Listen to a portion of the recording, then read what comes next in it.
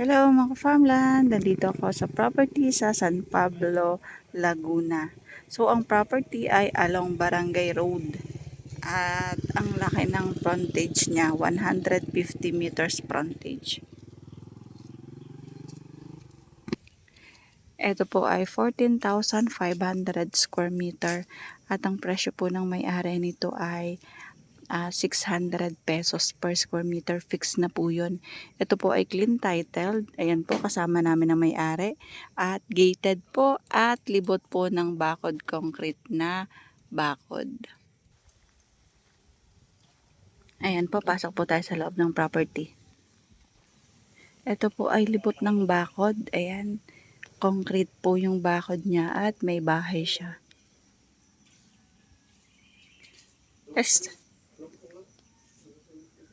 Ang daming puno ng lansones at rambutan. Estimated mo mga ilang rambutan to?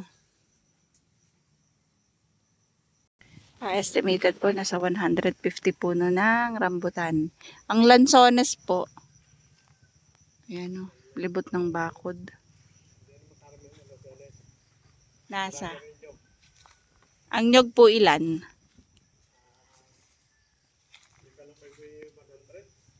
Nasa 100 puno ng nyog. May bago at may namumunga na. Ang abokado po ilan? Mga 8 po yung abokado. Tapos papaya saging. At apo. Ito ay gated. Libot ng bakod. So, bukod pa po doon sa 100. Bukod pa yun sa 100. Madaming dwarf na coconut.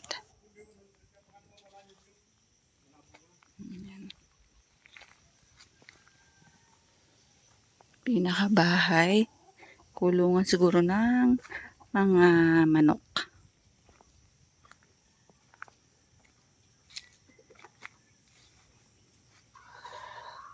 Patag na patag at along Barangay Road po. So, ang frontage po ay 150 meters ang frontage. At yan, ito po ay income generating na po. So, ayun, lahat po, libot po ng bakod. Meron na din pong linya ng kuryente at meron pong source ng tubig. So, ang ang kagandaan nito sa property kasi lilipatan na lang. No need ka nang magpabakod, kompleto na po, may bakod na. Tapos namumunga na po ang mga rambutan. Patag na patag po at ito po ay 14,500 square meter titulado at ayan nga po yung may-ari ng lupa.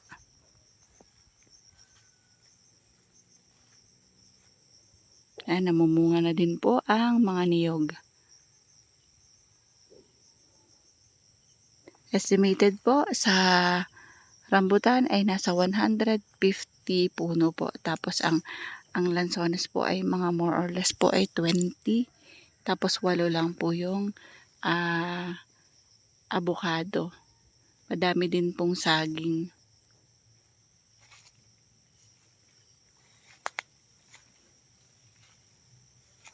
Yan po talagang as in libot po ng bakod. So mga ka-farmland, mura na po ito sa presyo ng may-ari. Fix nga lang po siya doon sa 600 pesos per square meter kasi sa bakod pa lang milyon na din po ang nagastos niya. Tapos ang kagandahan, titulado at buhay ang may-ari ng lupa.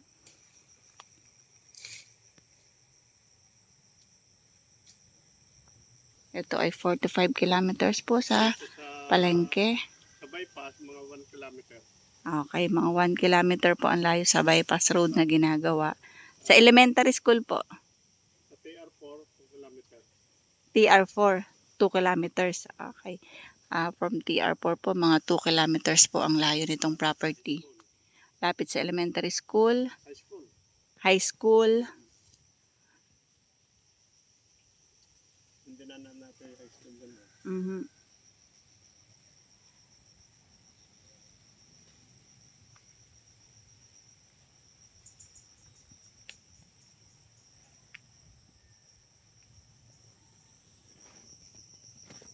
income generating at may linya na ng kuryente at tubig. Ito po ay patag na patag, 100% flat.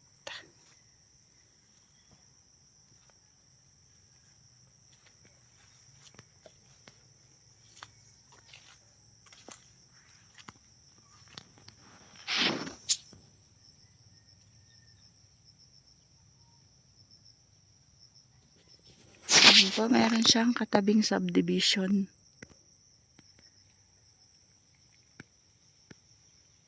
Halos ano siya, halos square ang lupa, ang shape.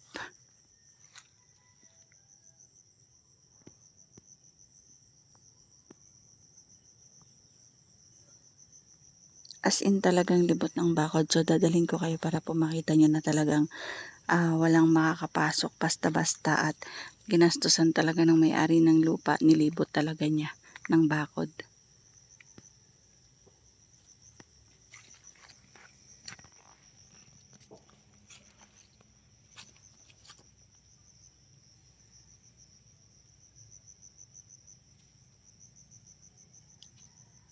Ang property na ito ay located po dito sa San Pablo City, Laguna.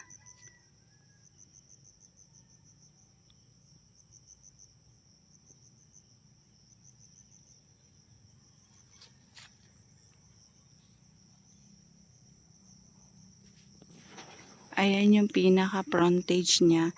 Yan po ay 100 meters po ang frontage along Barangay Road po.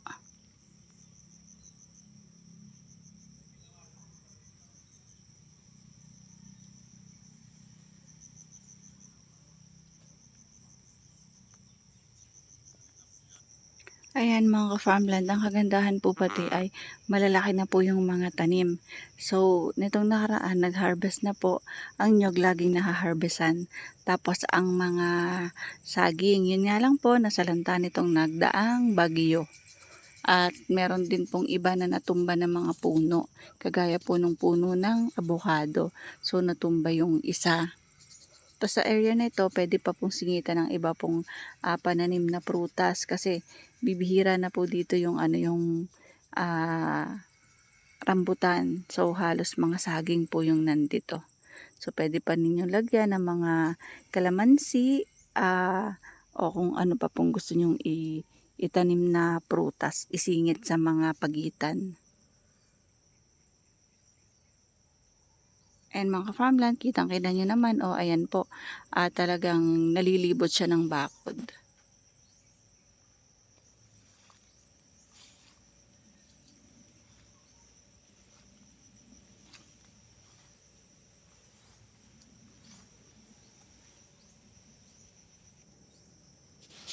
Yung pong bahay na yan, sa labas na po yun ng bakod.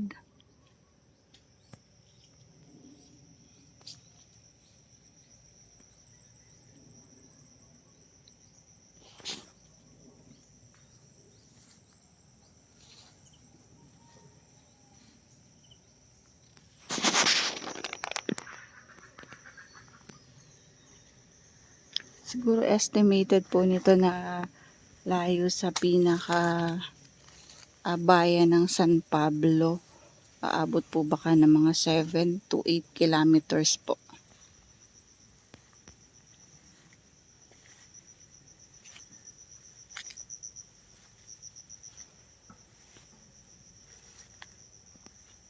Yun namang sa kalat niya, yung sa sukal niya, kumbaga, yan po naman ay mower lang po ang katapat niyan kasi mga malalambot na damo lang po yan.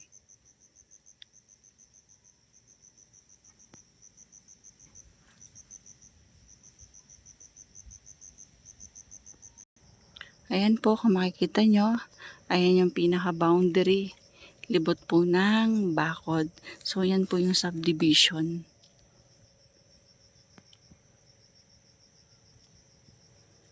Ganda ng property kasi po, malapit sa high school, malapit sa elementary, malapit sa palengke, income generating, libot po ng bakod, buhay po ang nakapangalan sa titulo, so clean title, at mga ka-farmland, overlooking po ang bundok dito sa San Pablo. Ayan po yun. Kaya lang makulimlim po ang panahon, madilim, punong-puno ng iuulan ang ulap. So hindi po kita yung view po ng bundok dito sa San Pablo. I think yan po yung ang Mount Banahaw.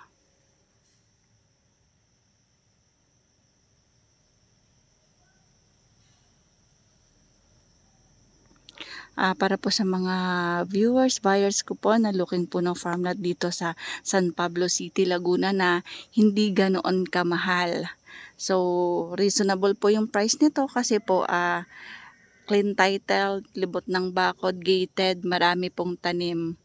Patag along Barangay Road, may tubig at meron pong source ng kuryente. So may linya na po ng kuryente.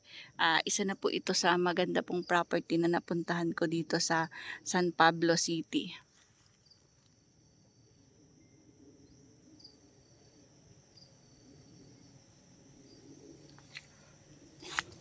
Meron pong pinaka bodega dyan. Bodega lang po, hindi po as in pinaka bahay dyan sa loob.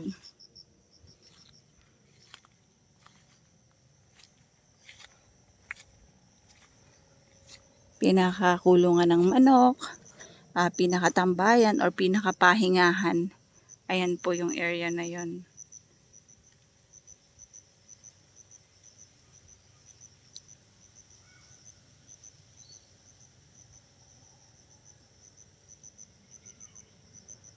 Ayan po mga lansones po, may mga duko na lansones.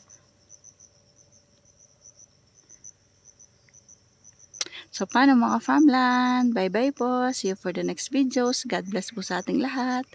Maraming salamat sa aking followers, subscribers, and viewers. Bye-bye!